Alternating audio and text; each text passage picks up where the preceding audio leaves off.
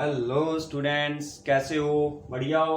आज हम करेंगे बेटा derivation of law of conservation of linear momentum from Newton's third law of motion. Newton third law of motion को use करके हमने क्या करना है, law of conservation of linear momentum निकालना है। अब क्वेश्चन आता है कि what is the law of conservation of linear momentum. तो law of conservation linear momentum क्या बोलता है कि for an isolated system the total linear momentum of a system that remains conserve. अगर आपके पास आइसोलेटेड सिस्टम है तो उस आइसोलेटेड सिस्टम का टोटल लीनियर मोमेंटम जो होगा वो क्या होगा, कंजर्व होगा।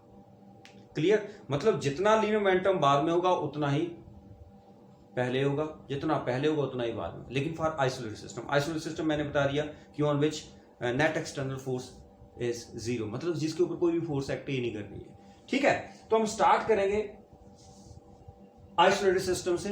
मेरे पास आइसोलेटेड सिस्टम है, कौन सा? कंसिडर टू बॉडीज, एक बॉडी ए है। यहां से स्टार्ट करता हूं तो हमारा ना डायग्राम जो है वो बढ़िया बने। मेरे पास एक बॉडी ए है जिसका मास m1 है, और एक बॉडी ये है बी बॉडी जिसका मास m2 है, and this body is moving with velocity u1 and this body is moving with velocity u2। Right? एक बॉडी ए है, एक बॉडी बी है, इसकी वेलोसिटी इनिशियल वेलोसिटी u1 है, इसकी u2 है, इसका मास m1 है, इसका मास m2 है। That is before collision. अब कोलिजन क्या, ध्यान से देखना। मैंने यहां पर क्या बोला कि u1 जो है that is greater than u2 and these two bodies they are moving in a straight line। ये दोनों जो बॉडी है ये एक ही स्ट्रेट लाइन के ऊपर जा रही है, एक ही लाइन के ऊपर जा रही है। दूसरा, इसकी वेलोसिटी इससे ज्यादा है, u1 is greater than u2, right? तो क्या होगा, क्या होगा? मान लो आप साइकिल चला रहे हो, एक ही लाइन के ऊपर साइकिल चला रहे हो, जो पिछले वाला बंदा है उसकी वेलोसिटी आपके वेलोसिटी से क्या है, ज्यादा है। तो क्या होगा, वो आपके पीछे आके टकराएगा, क्योंकि एक ही लाइन में चल रहे हैं। तो आपके पीछे आके क्या करेगा, वो टकराएगा, राइट? तो उसको हम क्या बोलेंगे, कोलिजन बोलेंगे। कोलिजन का मतलब क्या है? कोलिजन का मतलब क्या होता है? The interaction between the two bodies. जब वो इंटरेक्ट करेंगी, एक दूसरे के साथ कॉन्टैक्ट करेंगी, राइट? Physical contact. अब मैं फिजिकल कॉन्टैक्ट की बात कर रहा हूं यहां पर, लेकिन हमारे पास ऐसे कोलिजन भी है जो विदाउट फिजिकल कॉन्टैक्ट भी होते हैं। ठीक है, लेकिन यहां पर मैं क्या बोल रहा हूं कि हमारे पास मान लो पीछे एक साइकिल, ये साइकिल आगे तरफ जा रहा है, पीछे एक साइकिल आ रहा है, इसकी वेलोसिटी इससे ज्यादा, तो ये क्या करेगा, कोलाइड करेगा। That is collision. तो बिफोर कोलिजन हमारे पास u1 u2 से बड़ा था। ओके, अब जब कोलिजन हुआ, ड्यूरिंग कोलिजन, ध्यान से देखना, ये डायग्राम जो है बाद में मैं मिटा दूंगा, तो इसलिए आपने इसको साथ साथ में बनाते रहना। ये है ड्यूरिंग कोलिजन। ड्यूरिंग कोलिजन क्या हुआ, ए बॉडी बी बॉडी के साथ लग गई, ऐसा ही हुआ, ए बॉडी बी बॉडी के साथ लग गई, राइट? इसका मास कितना था, m1, इसका मास कितना, m। अब ये बॉडी इसके ऊपर फोर्स लगा रही है, ये बॉडी इसके ऊपर फोर्स लगा रही है, मतलब इस बॉडी के ऊपर जो फोर्स लग रही है, force acting on a body A due to body B. F A B क्या है, force acting on a body A by body B. यहां पर क्या आएगा, F B A, force acting on a body B by body A. मतलब A ने B के ऊपर जो फोर्स लगाई है वो ये है, बी ने ए के ऊपर ये फोर्स लगाई। That is during collision. मतलब जब कोलिजन हुआ उस टाइम की बात है। ठीक है कि नहीं, समझ आ रही है? जब कोलिजन हुआ ये उस टाइम की बात है, पता चल गया? चलें आगे। नेक्स्ट, आफ्टर कोलिजन क्या हुआ, यहां दिखाई दे रहा है, कहां तक दिखाई दे, हाँ दिख जाएगा। आफ्टर कोलिजन, आफ्टर कोलिजन क्या होगा, ये बॉडी ए, ये बॉडी बी, इनकी वेलोसिटीज जो है वो अलग अलग हो जाएगी। एक वेलोसिटी v1 से चला जाएगा और दूसरा वेलोसिटी v2 से। थोड़ा सा पास में बना देता हूं ताकि आपको ये क्लियरली दिखाई दे। ये बॉडी ए, ये बॉडी बी, इसकी वेलोसिटी और इसकी वेलोसिटी, इसकी वेलोसिटी होगी v1 और इसकी वेलोसिटी क्या होगी आफ्टर कोलिजन। मतलब कोलिजन होने के बाद इस बॉडी का मास, जिसका मास m1 था और इस बॉडी का मास m2, इनकी वेलोसिटीज क्या होगी डिफरेंट होगी। वो तो पता ही है कोलिजन के बाद वेलोसिटीज क्या होगी डिफरेंट होगी, किसी की वेलोसिटी कम हो जाएगी, किसकी ज्यादा हो जाएगी, किसकी कम होगी, किसकी ज्यादा होगी, वो हम आगे करेंगे। समझ आ गई मेरी बात। ये था बिफोर कोलिजन। क्यों कोलिजन हुआ? क्योंकि इसकी वेलोसिटी जो है इससे ज्यादा तभी कोलिजन हुआ और एक ही लाइन के ऊपर जा रहे थे। ड्यूरिंग कोलिजन एक दूसरे के ऊपर क्या लगा रहे थे? वो फोर्स लगा रहे थे। आफ्टर कोलिजन दोनों की वेलोसिटीज क्या होगी अलग अलग होगी, फिर से मतलब चेंज होगी। इनिशियल वेलोसिटी मतलब जो पहले वाली वेलोसिटी थी वो वेलोसिटी नहीं रही, उनकी वेलोसिटीज क्या होगी चेंज होगी। Is that clear? चलें आगे। अब हम एक्सप्रेशन को ड्राइव करेंगे। आपको पता है कि they are moving in a straight line.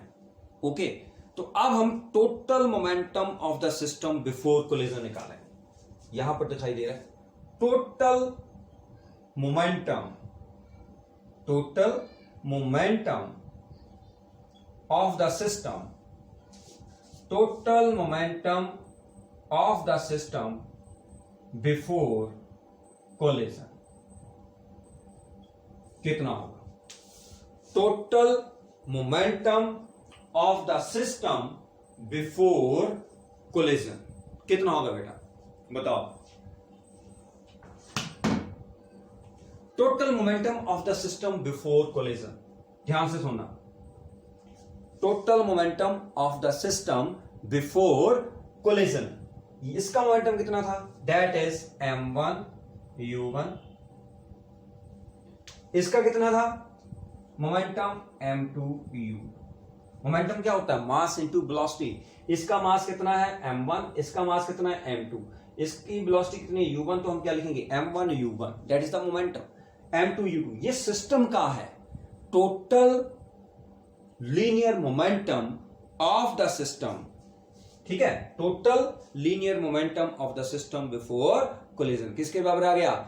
m1 u1 plus m2 u2। Total momentum of the system after collision.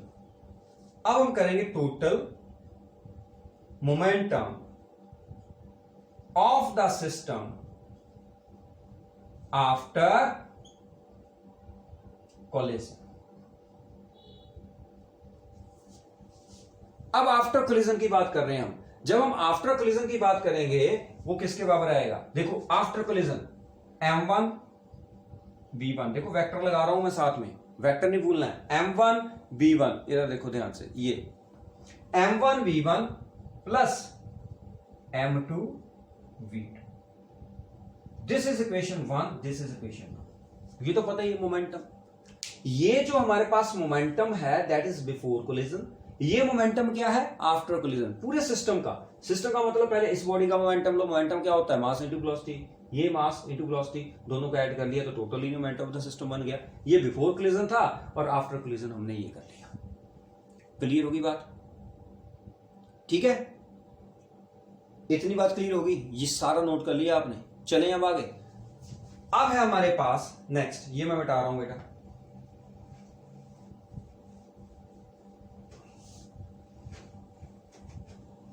अब हमारे पास change in momentum of a body A after collision. Change in momentum of the body, change in momentum of the body A, change in momentum of the body A after collision. ध्यान से सुनना इसको,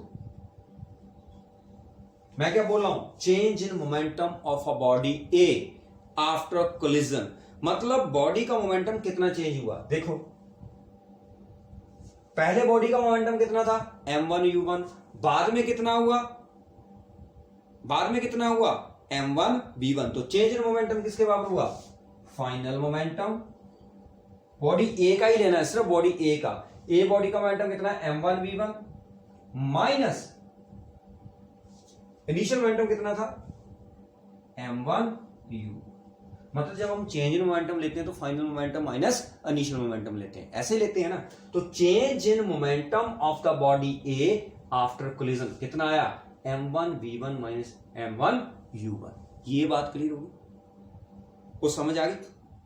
change in momentum of the body A after collision, ये साथ साथ में note करते ना। जैसे मैं आपको ये बोल रहा हूं ना, जरूरी नहीं है कि आपने फिर यूट्यूब बार बार में देखनी, जैसे जैसे मैं एक एक लाइन बोल रहा हूं आपने वो साथ साथ में लिखनी है, तभी आपको समझ आएगी ये, क्योंकि मैं इसको मिटा दूंगा उसके बाद। अब आ जाएगा next, change in momentum, change in momentum of the body B, of the body B before collision.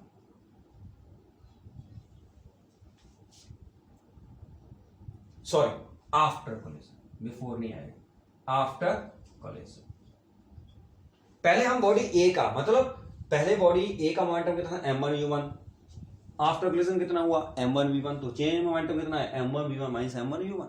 फिर हमने change momentum of the body B लिया आफ्टर कोलिजन, पहले मोमेंटम कितना था m2u2, बाद में कितना हुआ m2v2। तो हम क्या लिखेंगे यहां पर, m2v2 minus m2u2। Got it, वो समझ आ गई, पता चल गया। आपने देखा कि हमारे पास, पहले देखो, पहले हमने क्या निकाला, पहले हमने निकाला total linear momentum of the system before collision, फिर हमने निकाला total linear momentum of the system after collision. ये बन गया m1u1 प्लस m2u2, वो क्या बन गया m1v1 प्लस m2v2, वो लिख लिया आपने। फिर मैंने देखा कि change in momentum of the body A after collision, a body का कोलिजन के बाद मोमेंटम कितना चेंज हुआ, पहले मोमेंटम कितना था m1u1, बाद में मोमेंटम कितना हुआ m1v1। तो चेंज इन मोमेंटम क्या हुआ, final minus initial, m1v1 minus m1u1।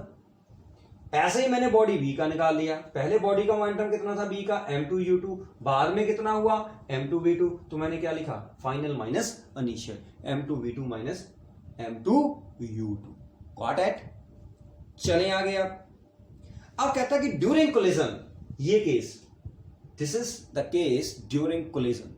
During collision a body ने बी के ऊपर फोर्स लगाई, बी ने बॉडी ए के ऊपर फोर्स लगाई, समझ आ गई। During collision body B exert a force, body B exert a force FAB on body A, clear है। और बॉडी ए किसके पे लगा रही है, बॉडी बी के ऊपर फोर्स लगा रही है। ध्यान से सुनना है इसको, यहां पर कंफ्यूज नहीं होना है आपने, ये आपको पता चल गया पहले चेंज इन मोमेंटम कैसे हुआ। मिटा दो इसको, नोट कर लिया आपने, ये भी मैंने मिटा दिया, ठीक है। अब मैं बोल रहा हूं ड्यूरिंग कोलिजन। ड्यूरिंग कोलिजन क्या हुआ, जो बॉडी है during collision, during collision body B ने बॉडी ए के ऊपर फोर्स लगाई, body B exert a force FAB on body A। Body B ने बॉडी ए के ऊपर फोर्स लगाई ड्यूरिंग कोलिजन, लगाई कि नहीं लगाई बताओ। ड्यूरिंग कोलिजन बॉडी बी ने बॉडी ए के ऊपर फोर्स लगाई, कितनी फोर्स लगाई FAB। तो according to Newton's third law of motion, अब हम थर्ड लॉ यहां से स्टार्ट कर रहे हैं। According to Newton's third law of motion, according to Newton's third law of motion, हम मोशन की बात कर रहे हैं, Newton third law of motion की। Body A will exert a force, body A ने भी फोर्स लगानी है FBA on a body B. Newton law of motion क्या बोल रहा है कि अगर बॉडी बी बॉडी ए के ऊपर फोर्स लगा रही है तो बॉडी ए ने भी बॉडी बी के ऊपर फोर्स लगानी है, और वो फोर्सेस क्या होंगी, इक्वल एंड अपोजिट होंगी। मेरी बात समझ आ गई। आपने एक और लाइन लिखनी है कि body A according to Newton's third law of motion, body A also exert a force, body A also exert a force FBA on body B, right? और वो फोर्सेस क्या होंगी? Equal and opposite. Newton third law of motion क्या कह रहा है? Body A also exert a force Fb on body B but in the opposite direction. This implies FBA that is equal to minus FAB। ये तो हमें पता है, Newton third law हम यूज कर रहे हैं। न्यूटन थर्ड लॉ क्या कह रहा है? जितनी फोर्स ये इसके ऊपर लगाई उतनी फोर्स ये इसके ऊपर लगाई। न्यूटन थर्ड लॉ पता चल गया, राइट? अब ये जो कोलिजन हो रहा है, सपोज करो ये डेल्टा टी टाइम में हो रहा है, मतलब जब कोई बॉडी कोलाइड करती है तो कुछ टाइम के लिए तो वो आपस में जुड़ी रहती है। सपोज करो वो कोलिजन जो था वो डेल्टा टी टाइम के लिए हुआ। वो डेल्टा टी टाइम हम क्यों ले रहे हैं? क्योंकि कोलिजन जब भी होता है, जब कार के साथ टकराएगी तो जब वो कांटेक्ट में आएगी, कोलाइड करेगी, तो वो टाइम बिल्कुल स्मॉल होता है, उसको हम डेल्टा टी लेते हैं। तो इसलिए मैंने क्या बोला कि लेट डेल्टा टी, ये नोट कर लिया आपने, क्लियर है? अब इसकी तो जरूरत है ही नहीं, ये मिटा देता हूं।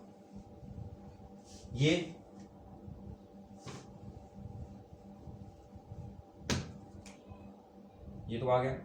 अब मैं क्या बोल रहा हूं? Let delta T B the time. क्या है delta T? Let delta T B the time for which the collision takes place. The collision takes place. Clear है? ये दिखाई दे रहा है? क्लियर। डेल्टा टी क्या है? Be the time for which, ये जो डेल्टा टी है, time for which the collision takes place, मतलब ये जो आपस में दोनों जुड़ रही हैं डेल्टा टी टाइम के लिए ये जुड़ रही हैं, मतलब कोलिजन जो हो रहा है वो डेल्टा टी टाइम के लिए हो रहा है। Okay, clear? तो जब कोलिजन हो रहा है तो impulse of force acting on A, then impulse of force acting on body A, हमने इंपल्स निकालना है। इंपल्स आपको पता है, व्हाट इज इंपल्स? इंपल्स क्या होता है? Force into time. इंपल्स क्या होता है? फोर्स। मैंने क्या बोला? देखो, कंफ्यूज नहीं होना आपने, कंफ्यूज होने की बात ही नहीं है। हमने पहले क्या बोला कि न्यूटन थर्ड लॉ क्या बोलता है कि FBA किसके बराबर होगा? FAB के बराबर, राइट? ये मैंने बोल दिया। अब हम निकाल रहे हैं impulse of force acting on a body A, क्योंकि बॉडी ए के ऊपर फोर्स कितनी लग रही है? FAB। कितने टाइम के ले रही है? Delta T. तो इंपल्स किसके बराबर होता है? Force into time. तो इस बॉडी के ऊपर फोर्स कितनी लग रही है? FAB। कितने टाइम के लिए लग रही है? डेल्टा टी टाइम के लिए लग रही है। So this is the impulse. Similarly impulse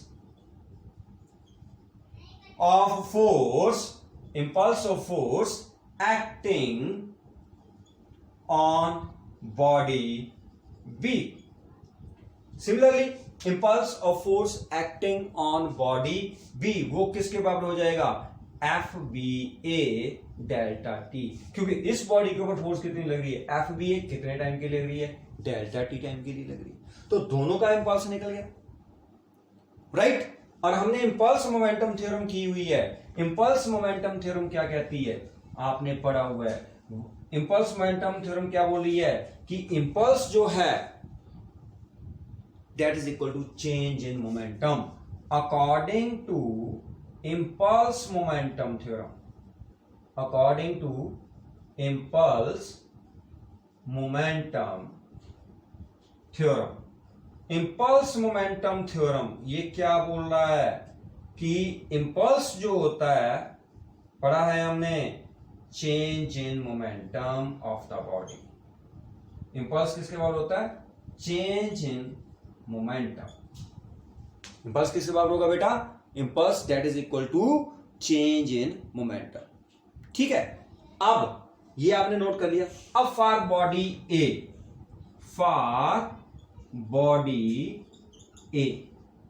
A body के लिए, अगर हम ए बॉडी के लिए लें, ए बॉडी के लिए हम बात कर रहे हैं, इंपल्स क्या होता है? Change in momentum. Body A के लिए हमारे पास इंपल्स कितना है?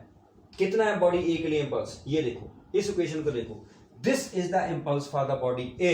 So you can write here A B delta t.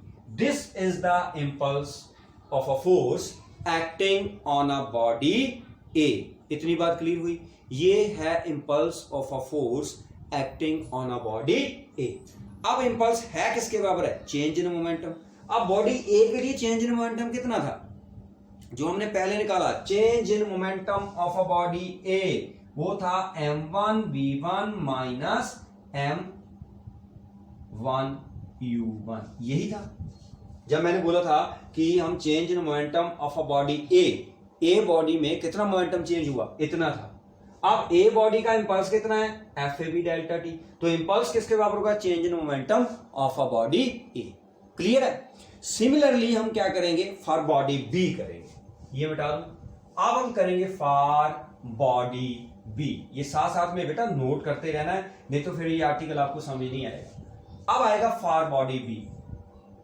For body B. अब फॉर बॉडी बी अगर हम बॉडी बी की बात करें तो यहां पर क्या आएगा? एफ ए बी की जगह क्या आएगा? एफ बी ए डेल्टा टी. और इसमें क्या होता था?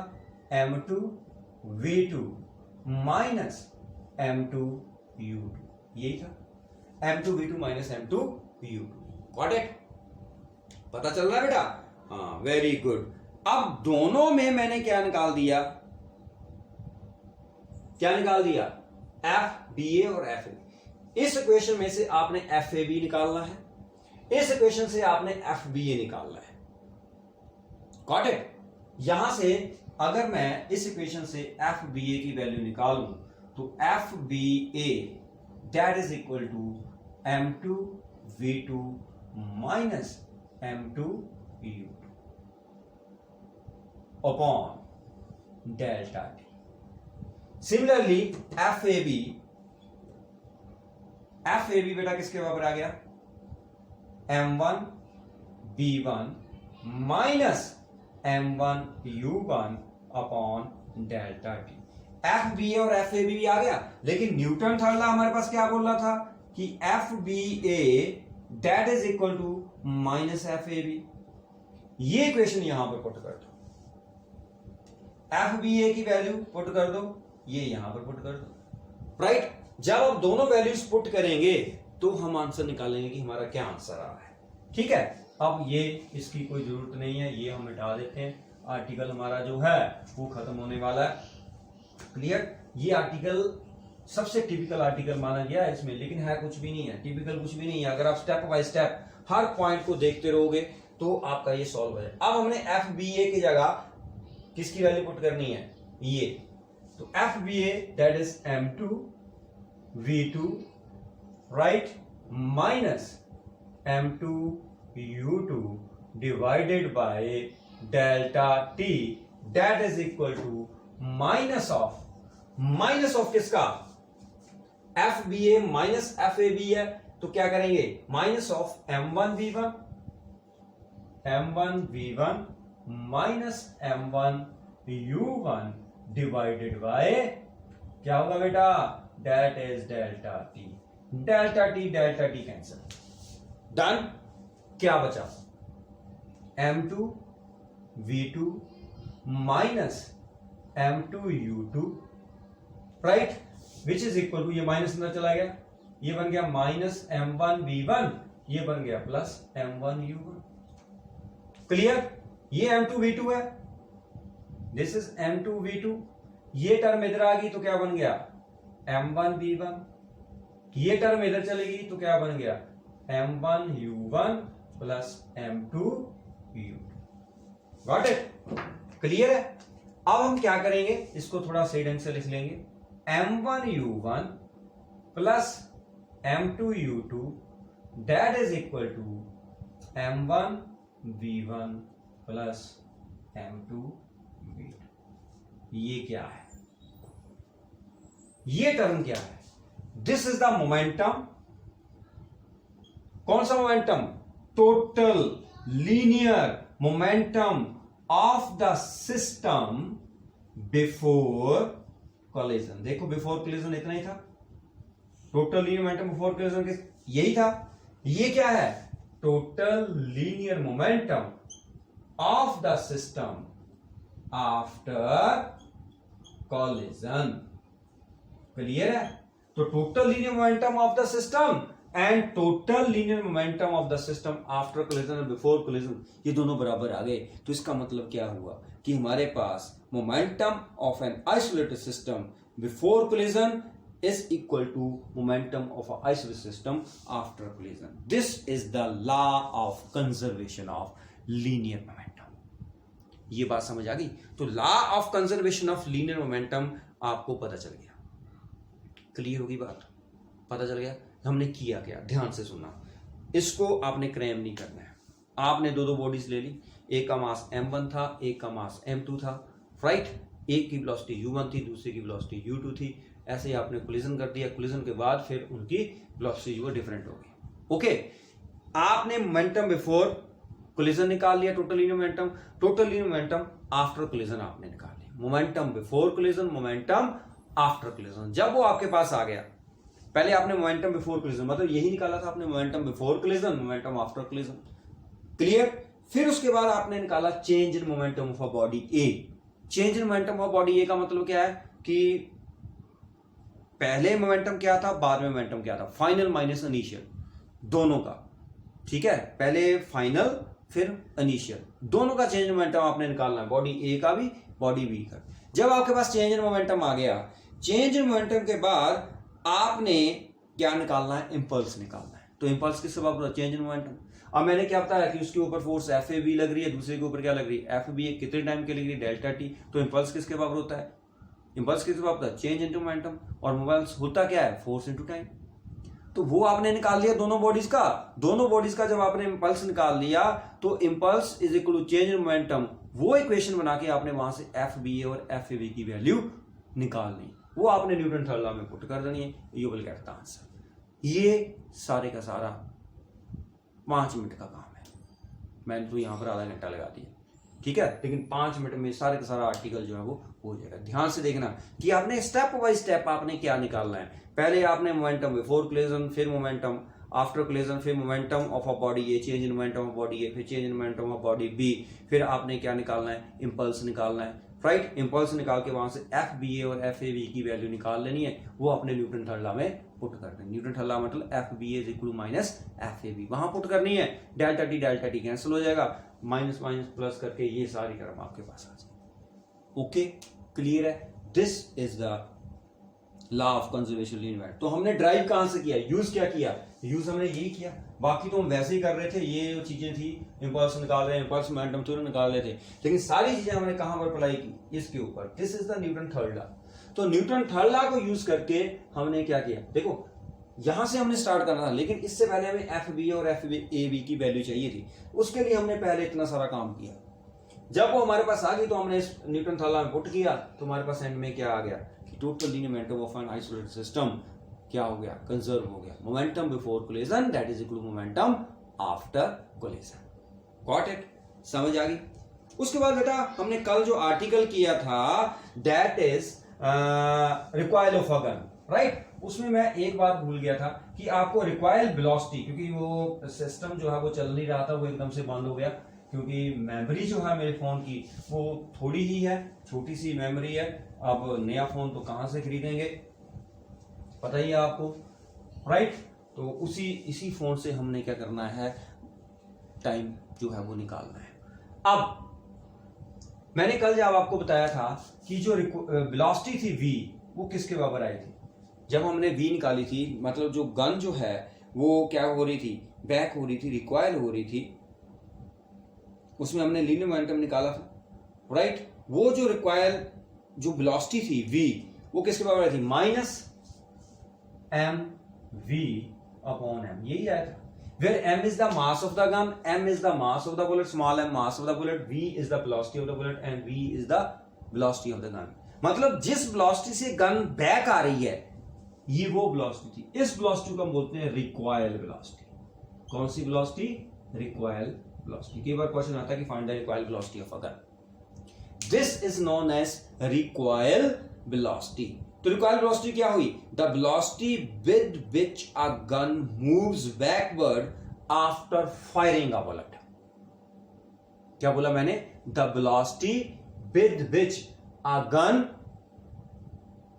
Moves backward after firing a bullet, that is known as recoil velocity. ये हमेशा नेगेटिव आती है। क्यों नेगेटिव आती है? क्योंकि गन जो है वो क्या कर रही है? बैकवर्ड डायरेक्शन में कर रही है। रिकॉइल का मतलब बैकवर्ड। Is that clear? तो इसलिए वो नेगेटिव आ रही है। तो रिकॉइल वेलोसिटी पता चल गई, जिस वेलोसिटी से गन क्या कर रही है? मूव कर रही है इन द बैकवर्ड डायरेक्शन। इतनी बात क्लियर हुई, समझ आ गई? और जो रिक्वायर्ड वेलोसिटी है that is inversely proportional to mass. ये भी ध्यान रखना है, जो रिक्वायर्ड वेलोसिटी है R V, required velocity, that is inversely proportional to mass of gun. मतलब जितनी गन हैवी होगी उतनी रिक्वायर्ड वेलोसिटी क्या होगी? कम होगी। समझ आ रही है? और जितनी गन आपकी छोटी होगी उतनी रिक्वायर्ड वेलोसिटी क्या होगी? ज्यादा होगी। तो इसका मतलब जो रिक्वायर्ड वेलोसिटी है गन की, that is inversely proportional to mass of the gun. The heavy gun recoils with small speed, but a light gun recoils with the large speed. जितनी छोटी गन होगी उतने आपके कंधे के ऊपर वो क्या करेगी? चोट लगाएगी। समझ आ गई? राइट? तो रिक्वायर्ड वेलोसिटी आपको पता चलेगा। उसके बाद मैंने क्या बताया कि यस, कि रिक्वायर्ड वेलोसिटी जो है वो मास के ऊपर डिपेंड करती है। जितना ज्यादा मास होगा उतनी वेलोसिटी, रिक्वायर्ड वेलोसिटी क्या हो जाएगी? कम हो जाएगी। पता चल गया? चलें आगे।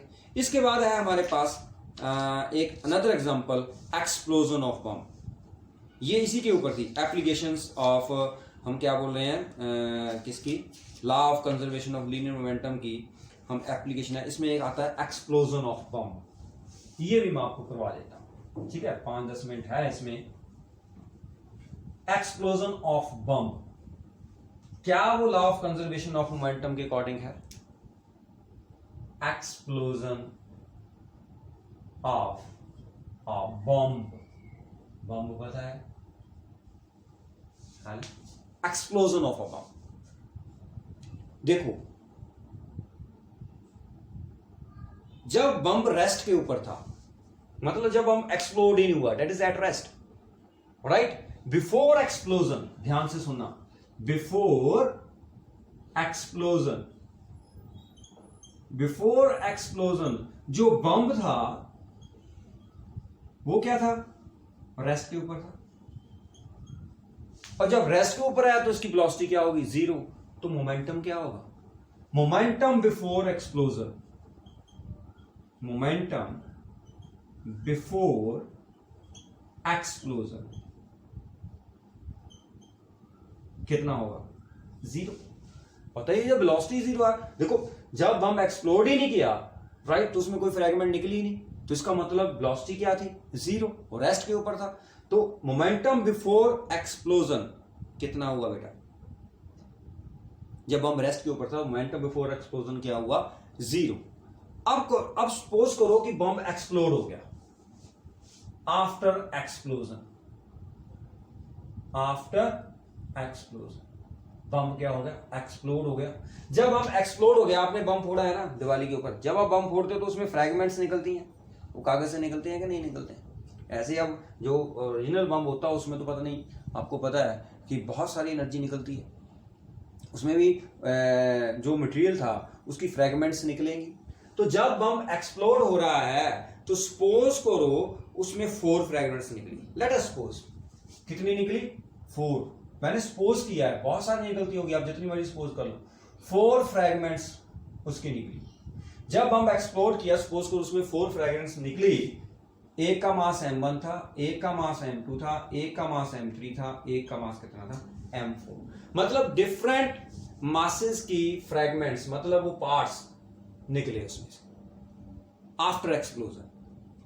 ठीक है, इसकी वेलोसिटी थी v1, ये किस वेलोसिटी से निकला? v2 वेलोसिटी से। ये कितनी वेलोसिटी से निकला? v3। ये कितनी वेलोसिटी से निकला? v4 वेलोसिटी से निकला। ठीक है, क्लियर है? अब इसका मोमेंटम कितना हुआ? इस फ्रैगमेंट का फ्रैगमेंट कितनी हुई? 1 2 3 4, बहुत सारी फ्रैगमेंट होगी। इसका मोमेंटम कितना होगा? That is m1 v1। इसका मोमेंटम कितना होगा? m2v2, इसका मोमेंटम कितना होगा m3v3, और इसका मोमेंटम कितना होगा m4v4। मोमेंटम तो पता ही है, मास इनटू वेलोसिटी। मतलब हमारे पास बम था, ये बम है, दैट इज एट रेस्ट। ये क्या है? At rest. बम रेस्ट के ऊपर था। उसके बाद ये डिफरेंट फ्रैगमेंट्स में क्या हो गया, ये चला गया डिफरेंट फ्रैगमेंट से। ये मास m1, इसकी वेलोसिटी v1, ये मास m2, इसकी वेलोसिटी v2, ये मास m3, इसकी वेलोसिटी v3, ये मास m4, इसकी वेलोसिटी कितनी है v4। डिफरेंट फ्रैगमेंट्स में चला। क्लियर? अब law of conservation of linear momentum क्या कह रहा है कि मोमेंटम बिफोर एक्सप्लोजन किसके बराबर होना चाहिए? Momentum after explosion. तो मोमेंटम आफ्टर, देखो मोमेंटम बिफोर एक्सप्लोजन कितना था? 0। मोमेंटम आफ्टर एक्सप्लोजन कितना होगा? देखो m1 v1 m2 v2 plus m3 v3 plus m4 v4, चारों का मोमेंटम हम ऐड करके लिखेंगे। This is the total momentum of the bomb after explosion. Before कितना था? 0। आफ्टर कितना था? आफ्टर कितना था बेटा? आफ्टर कितना था? m1 v1 m2 v2। तो according to law of conservation of linear momentum, ये नोट कर लिया आपने? तो क्या बोल रहा है ये? According to law of conservation of linear momentum, according to law of conservation of linear momentum क्या होगा? Momentum before collision that is 0, that is equal to momentum after collision v2 plus m3 v3 plus m4 v4। अगर और fragment होती plus हो तो इसका मतलब क्या हुआ कि अगर हम इसको वेक्टर नोटेशन से लिखें तो हमारे पास ऐसे आएगा, देखना m1 v1 m2 v2 m3 v3 m4 v4। ये मोमेंटम का वेक्टर है। तो इसका सम क्या हुआ? क्या हुआ? Total sum. क्योंकि ये क्या है, इसकी आप कोई इलाज नहीं लगा सकते। मैंने आपको बताया था कि जब सारे वेक्टर सेम ऑर्डर में होते हैं तो इनका रिजल्टेंट क्या होता है? 0 होता है। ठीक है? तो एक्सप्लोजन ऑफ अ बम उसको हम ऐसे नोट करते हैं, सेम ऑर्डर में आ जाएगा। तो टोटल जो है हमारे पास जो रिजल्टेंट आएगा इनका मोमेंटम के वेक्टर का, ये मोमेंटम वेक्टर, ये भी वेक्टर, ये भी वेक्टर, ये मोमेंटम का वेक्टर है m1 v1, ये m2। मोमेंटम जो है that is a vector quantity. आप इसको ऐसे भी लिख सकते हो कि ये वेक्टर जो है दैट इज p1 वेक्टर, ये वेक्टर जो है दैट इज p2 वेक्टर, ये वेक्टर क्या है? p3 वेक्टर, और ये वेक्टर क्या है? p4 vector. तो जब हम इसका वेक्टर सम लेंगे तो वो क्या आएगा? 0 आएगा। मतलब तो सेम साइड्स, ये पॉलीगन है, उसकी साइड जो है वो सेम ऑर्डर में हमने रखी हुई है। तो total momentum of the bomb after explosion क्या होता है? 0 होता है। Is that clear? समझ आ गई बेटा? राइट। अब हमारा एक टॉपिक रह गया, मैंने आज आपको करवा देना था बट ये टॉपिक जो है इसमें टाइम लग गया। तो एक्सप्लोजन ऑफ बम पता चल गया। उसके बाद हम करेंगे, कल हम करेंगे कंकरेंट फोर्सेस। कंकरेंट फोर्सेस को हमने बड़े ध्यान से करना है, क्योंकि मैंने वो कंकरेंट फोर्सेस चाहे 30 मिनट का हो, चाहे 40 मिनट्स का हो, चाहे 50 मिनट्स का हो, चाहे 20 मिनट्स का हो, उसमें मैंने एक ही लेक्चर आपको बनाना है और उस लेक्चर को हमने ध्यान से करना है, क्योंकि कंकरेंट फोर्सेस जो है उसको समझना जरूरी है और उसके ऊपर न्यूमेरिकल्स जो हैं वो मोस्टली आपको आते हैं आपके कॉम्पिटिटिव एग्जाम में। ठीक है? क्लियर है? ये समझ आ गया बेटा? देख लो, अगर किसी को कोई प्रॉब्लम है तो इसके बाद क्या होगा आपको पता ही है कि सेशन है हमारे पास, इंटरेक्टिव सेशन, तो आपने इसको ध्यान से पढ़ना है। ओके? क्लियर है? ओके देन बेटा, have a nice day, good bye.